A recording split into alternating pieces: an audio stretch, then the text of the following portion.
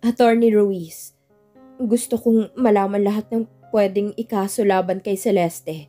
Hindi ko na siya patatahimikin. Sige, Bella. Magkikita tayo mamaya. Samantala, nasa opisina si Santino. Halos hindi siya makapagtrabaho. Nakatingin lang siya sa cellphone niya. Nagbabaka sakaling mag-text si Bella. Lumapit si Arman. Bit-bit ang mga papeles. Sir, kailangan niyo pong pirmahan ito. Later. Sir, marami na pong empleyadong nagtatanong. Lalo na't si Ma'am Celeste. Parang nagkukudeta dito sa kumpanya. Tumingin si Santino. Nanlilisik ang mata. Celeste can try. Pero hindi niya ako kayang patalsikin. Habang abala si Santino, nakamiting naman si Celeste kasama si Eric, isang investor na kilala sa industriya ng construction. Nasa isang private lounge sila, nagkakape. Eric, tulungan mo akong alisin si Bella.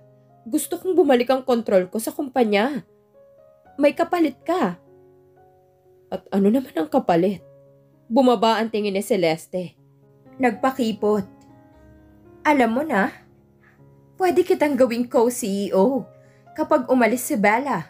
Plus, more perks. Napahalakak si Eric. Kinahapunan, bumalik si Bella sa opisina. Suot niyang isang royal blue power suit. Naka-high heels. Lahat ng empleyado ay nagulat, lalo na si Leia, na muntik nang mapasigaw sa saya. Ma'am, akala ko po hindi na kayo babalik. Babalik ako. Hindi ako aalis hanggang hindi ko nakakamit ang hustisya. Pagdating niya sa opisina, bumungad agad si Celeste. Nakatayo ito sa hallway. Naka-cross arms. Nakangisi. Oh wow! Look who's back! Akala ko nagluluksa ka pa. Mas lalo akong lumalaban. Celeste. Lumapit si Bella sa tenga ni Celeste. Mahina pero madiin ang boses. Alam ko na ang tungkol sa anak mo. At kapag hindi ka tumigil, sisiguraduhin kong mawala ka. Hindi lang kay Santino, kundi pati sa industriya. Namutla si Celeste, pero pinilit pa rin niyang ngumiti. Kinabukasan tinawag ni Bella ang board meeting. Nandoon lahat ng directors ng kumpanya, pati na rin si Celeste at Santino. Tila hindi alam ni Santino kung anong mangyayari. Umupo si Bella sa gitna ng conference table. Professional at malamig ang aura. This meeting is called dahil may nais akong ilabas. Nagbigay si Bella ng USB kay Leia na ikinabit sa projector. Lumabas ang mga screenshots ng fake news na pinalaganap ni Celeste. Mga comments, articles, trolls na sinabing mistress si Bella na ginagamit lang si Santino at iba pa. Lahat ng ito galing sa isang IP address na konektado kay Celeste Ribas. Lahat ay napatingin kay Celeste. Gulat. Celeste, totoo ba to? Hindi ako yan. Pinepeke lang niya ni Bella. Pero nagsalita si Attorney Ruiz mula sa sulok ng kwarto. Actually, we traced it. May affidavit kami mula sa IT specialist confirming na si Celeste Ribas ang nagbayad para sa troll farms. Napanganga si Celeste. Tumayo si Santino. Biglang sumiklab ang galit. Celeste, I have protected you for so long. Pero tapos na. Hindi mo na sisirain ang asawa ko. Santino, para sa anak natin, ginagawa ko to. Huwag mong gamitin ang anak mo para pabagsakin si Bella. Hindi ko na palalampasin. Lumitaw ang security ng kumpanya. Tumayo si Bella. Humarap kay Celeste. Effective today. Inirerekomenda ko sa board na alisin ka bilang head of PR and marketing. Celeste. Napasigaw si Celeste. Hindi pwede. Walang makakapagpaalis sa akin dito. Naglakad si Celeste papalapit kay Bella. Parang mananapak. Pero pumagitna si Santino. Hinarang siya. Layuan mo si Bella. Napatigil si Celeste. Umiiyak siya. Tumatakbo palabas ng kwarto. Naiwan ng board lahat tulala. Paglabas ng boardroom, lumapit si Santino kay Bella. Tumitig ito sa kanya. Puno ng pagmamakaawa. Bella, I'm so proud of you. Pero sana bigyan mo na ako ng isa pang pagkakataon. Tumingin siya kay Santino, pero malamig pa rin ang mga mata. Mahal pa rin kita. Pero hindi ibig sabihin na mananatili ako kung paulit-ulit mo akong sasaktan. Tumalikod siya. Naiwan si Santino. Nakatingin sa kanya habang lumalakad palayo. Habang papalabas si Celeste sa building, tinawagan niya si Eric. Galit na galit. Eric, game na tayo. Sisirain ko si Bella. I want her destroyed. Kahit sa anong paraan. Then let's bring her down. Nagkasalubong ang mga mata ni Celeste at Eric sa kabilang linya. Parehong handang sumugod. Sa isang high-end private club, nagkita si Celeste at Eric. Madilim ang ilaw sa paligid, may mga CCTV cameras. Pero tinakpan ni Eric ang mga yon gamit ang hacking device. Are you sure about this? This is a crime, Celeste. I don't care. I'm done playing nice. Si Bella ang nagtangka sa akin at siya rin ang magbabayad.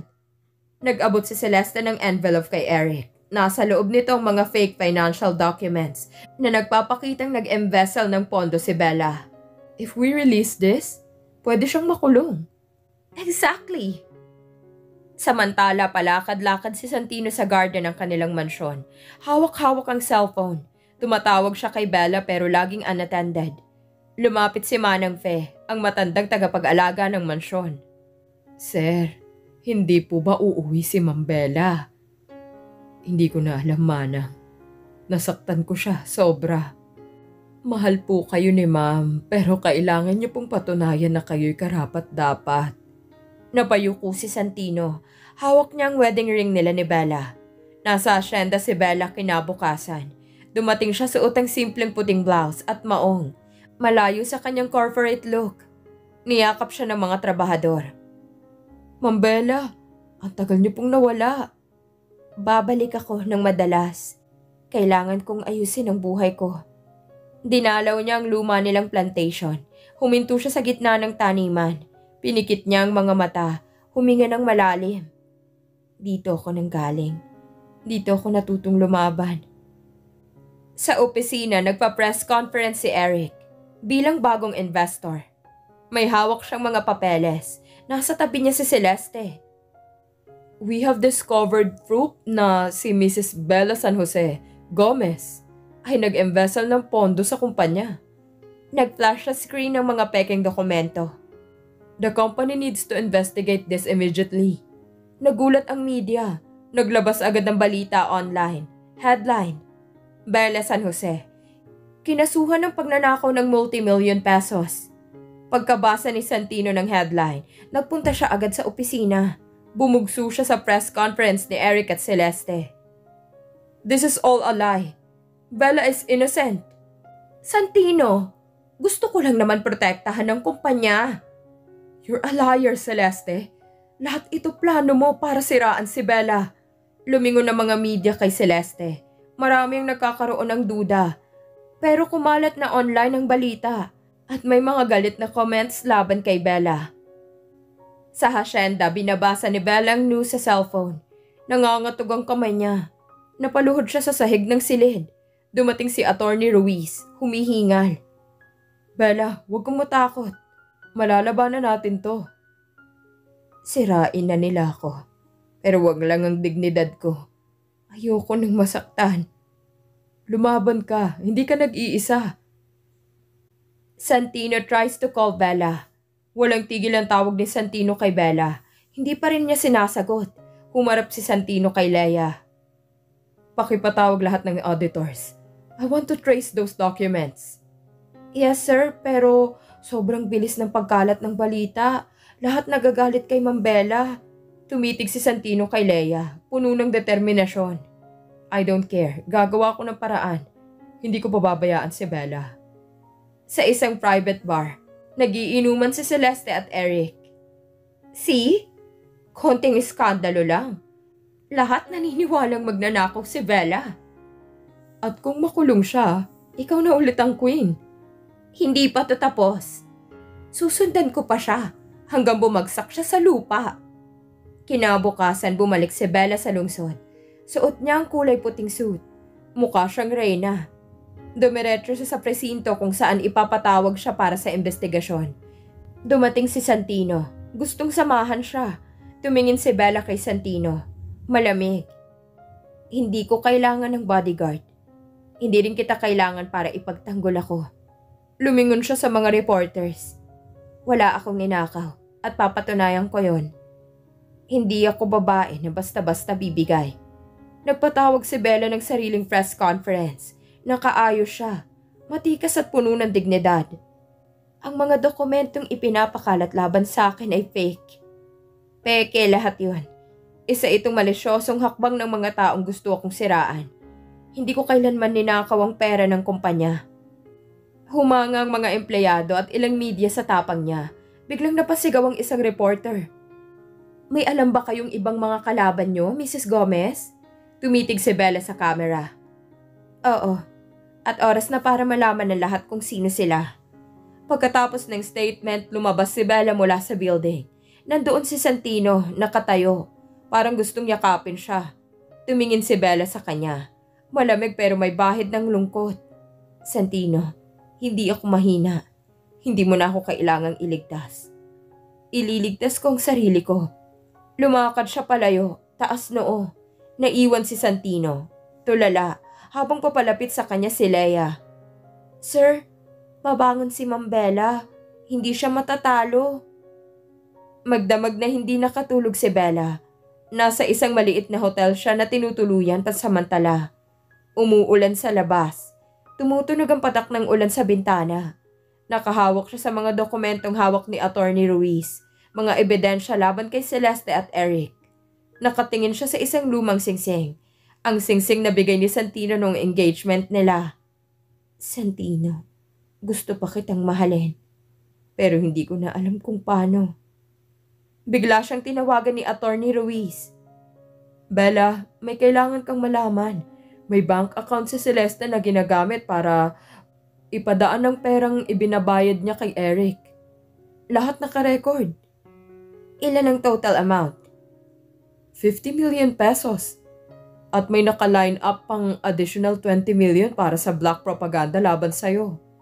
Napatayo si Bella. Nagsimulang umapaw ang galit at determinasyon sa mga mata niya. Then it's time to hit back. Sa opisina, tahimik na nakaupo si Santino sa loob ng kanyang glass office. Dumating si Leia. May dalang mga balita. Sir, may nakuhang bagong lead si Attorney Ruiz laban kay Celeste. Good, pero Leia, gusto ko ring malaman. Nasaan si Bella? Sir, gusto po muna ni Ma'am Bella ng space. Napabuntong hininga si Santino. Nagsalita siya. Mahina ngunit matigas ang tono. If she wants space, I'll give it. But I'll clean up this mess for her. For us. Tumayo siya, dinampot ang coat at lumabas ng opisina. Mukhang determinado. Samantala naglalakad si Celeste sa isang high-end mall. Hawak-hawak ang phone.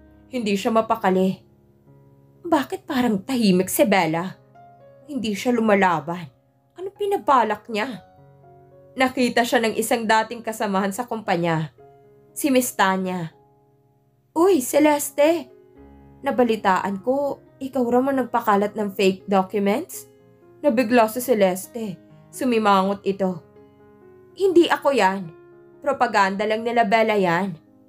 Sana totoo yan kasi nakakahiya ka na. Iniwan si Celeste. Nalilisik ang mga mata. Tumawag agad si Celeste kay Eric. Eric, kailangan nating bilisan. Hindi ako pwedeng matalo ni Bella. Sa loob ng isang maliit na conference room, magkaharap si Bella at si Attorney Ruiz. Nakadisplay sa laptop ang mga bank transactions ni Celeste. Kapag nalabas natin to, hindi lang professional life ni Celeste mawawasak, pati si Eric babagsak. Ilalabas natin, pero hindi sa media, sa stockholders meeting. Gusto kong makita ni Celeste kung paano siya bumagsak ng buhay. Napatingin si Attorney Ruiz, ngumiti ito. Halatang humahanga sa katapangan ni Bella. Kinabukasan naglabas ng official announcement si Santino. Magkakaroon ng emergency stockholders meeting. Kumalat agad ang balita sa buong industriya. Lahat nagtatanong kung anong malaking pasabog ang mangyayari. Si Celeste, nagmamadaling pumunta kay Eric. Eric, kailangan mauna tayo. Hindi tayo pwedeng maunahan ni Bella. Hindi mo na makokontrol si Santino. He's starting to look into the fake documents. Then destroy Bella before the meeting. Dumating ang araw ng meeting. Nasa ground ballroom ng isang sikat na hotel. Puno ang loob, investors, directors, media na nakaabang sa labas. Naglakad si Bella papasok. Suot niyang eleganteng emerald green na dress, taas noo. Kahit marami pa rin ang bumubulong laban sa kanya. Nagulat si Celeste nang makita siya. Anong ginagawa mo rito, Bella? Hindi ka na empleyado. Hindi ko kailangan ng posisyon para ipaglaban ang pangalan ko. Tumayo si Santino sa gitna ng stage. Napapuna siya ng noo bago nagsalita. Lahat tayo ay nagulantang sa mga balitang di umano'y nagnakaw si Mrs. Bella San Jose Gomez ng pera sa kumpanya. Pero ngayon, panahon na ng katotohanan. Pina-flash niya sa screen ang bank records ni Celeste at mga bank accounts na konektado kay Eric. May mga check deposit images at email exchanges. These accounts paid troll farms and created fake documents to destroy Bella's reputation. Namuti ang mukha ni Celeste. Tumayo siya. Nanginginig. Hindi totoo yan. Pineke lang ni Bella ang lahat. Pero tumayo si Bella at kinuha ang mic. Kung peke ito, bakit may sworn statement ng manager ng bangko? Lahat ng pera galing sa personal accounts mo, Celeste, at may CCTV recordings pa ng mga deposit mo. Lahat ng stockholders ay nagbubulungan. Iba halatang galit kay Celeste. Si Eric naman napalunok at nagsimulang umatras palayo. Hinawakan ni Bella ang mic ng mas mahigpit. Sinira niyo ako. Tinawag niyo akong kabit. Sinabi niyo magnanakaw ako. Pero heto ako. Nakatayo pa rin. Hindi ako natutumba sa mga taong gusto akong yurakan. Napapalakpak ang ibang stockholders. Si Santino nakatingin kay Bella na parang maiiyak. Hindi ako perpekto. Pero hindi ako mandaraya. Hindi ako magnanakaw at hindi ako magpapatalo sa mga taong gusto akong maliitin. Celeste's breakdown. Lumapit si Celeste kay Santino. Umiiyak. Santino, please, maniwala ka sa akin. Lahat to gawa-gawa ni Bella. Pero umiwas si Santino. Nilapitan niya si Bella. Hawak-hawak ang kamay nito. Bella, I'm so sorry. Hindi ko na alam kung paano ako makakabawi sa lahat ng sakit na ginawa ko. Tumulo ang luha ni Bella. Tumingin siya kay Santino. Nanginginig ang labi. Hindi ko pa alam kung kaya kitang patawarin, Santino. Pero hindi na ako babae na basta-basta susuko. Lumapit ang security. Hinawakan si Celeste. Ma'am Celeste, kailangan niyo na pong sumama sa amin. Santino! Ipaglaban mo naman ako. Huwag mo akong ipakulong. Pero hindi na siya tiningnan ni Santino. Dinala na si Celeste palabas ng ballroom. Umiiyak at lumalaban. Nagkatinginan si Bella at Santino. Hindi niya pahawak ang sagot kung anong magiging kinabukasan nila. Pero tumayo si Bella sa harap ng mga tao. Malakas ang boses. I may have lost many things, but I will never lose myself. Huwag niyo akong maliitin. Nagpalakpakan ng buong ballroom. Si Bella bagamat sugatan pa ang puso, ay nakangiti, matapang at puno ng pag-asa. Pagkatapos ng stockholders meeting, bumalik si Bella sa hotel. Nakatitig siya sa salamin. Tinatanggal ang kanyang hikaw at alahas. Nanginginig pa rin ang mga kamay niya. Sa loob-loob niya, hindi niya pa rin maalis ang kirot sa puso. Kahit napatunayan kong katotohanan, bakit parang ang lungkot ko pa rin? Ipinikit niya ang mga mata. Pumatak ang luha. Bigla niyang naalalang masasayang sandali nila ni Santino. Ang unang date, ang engagement, at ang mga tawa sa pagitan ng trabaho. Nagulat siya nang makarinig ng katok. Bumukas ang pinto. Nandoon si Santino. Mukhang pagod. Nakasuit pero gulo ang tie. Bella, pwede ba kitang makausap? Tumalikod si Bella. Ayaw siyang tingnan. Tumayo si Santino sa likod niya. Bahagyang nag-aalangan. Bakit ka andito? I want to say sorry and I want to explain. Anong gusto mong ipaliwanag, Santino? Nakaya mo akong saktan, taksilin, at gawing katawa-tawa sa buong mundo? Napalunok si Santino. Tinangkang hawakan ang balikat ni Bella pero umiwas siya. Bella, mahal pa rin kita. Napapikit si Bella. Halatang nasasaktan. Hindi siya sumagot. Umalis siya sa harap ni Santino at pumasok sa banyo. Iniwan siyang nakatayo doon. Tila walang alam kung ano ang susunod na gagawin. Samantala nasa kulungan si Celeste. Namumutla, nakasuot ng orange prisoner uniform. Dumalaw si Eric. Nakasalamin ito. Naka-business suit pa rin. Eric, ilabas mo ako rito.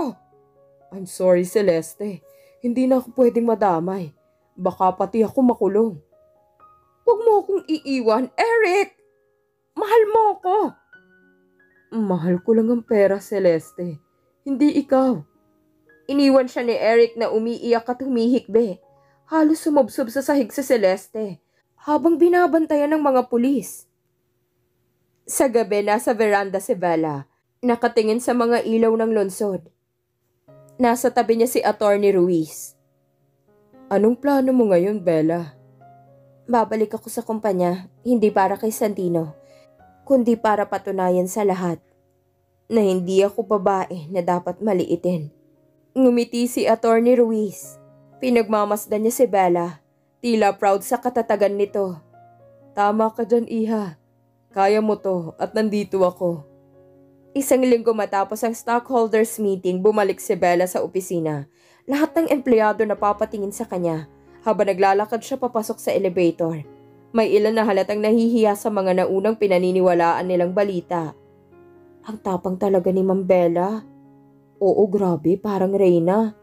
Pagdating sa floor ng executive offices, sinalubong siya ni Leia. May lungkot at kaba sa mga mata ni Leia. Ma'am, pasensya na kung minsan naniwala ako sa mga sinasabi ni Celeste. Tahimik na tumingin si Bella kay Leia. Naglalaban sa mga mata niya ang lamig at awa. Okay lang, Leia. Lahat tayo nalinlang. Pero sa susunod, huwag basta maniniwala sa chismis. Masisira ang buhay ng tao. Umiyak si Leia at biglang niyakap si Bella. Hindi agad gumalaw si Bella, pero kalaunan yumakap din siya pabalik. Bella and Santino talked in the office. Tinawag ni Santino si Bella sa opisina. Pumasok si Bella, naka-business suit, mukhang composed. Nakaupo si Santino. Parang walang tulog, nakayuko. Santino.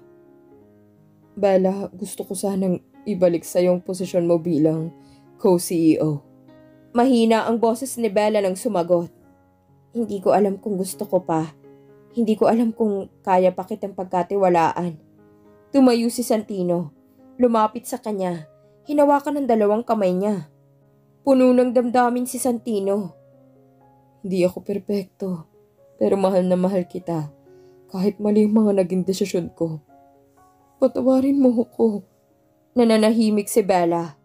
Halatang may gumugulong na mga luha sa kanyang mga mata, pero pinahid niya ito agad. Ayaw magpakita ng kahinaan. Bella, Santino, hindi ko pa alam kung kaya pa kitang patawarin. Pero hindi ko na rin kaya na puro galit na lang ang laman ng puso ko. Babalik ako, pero hindi dahil sa'yo. Babalik ako dahil ito ang tama.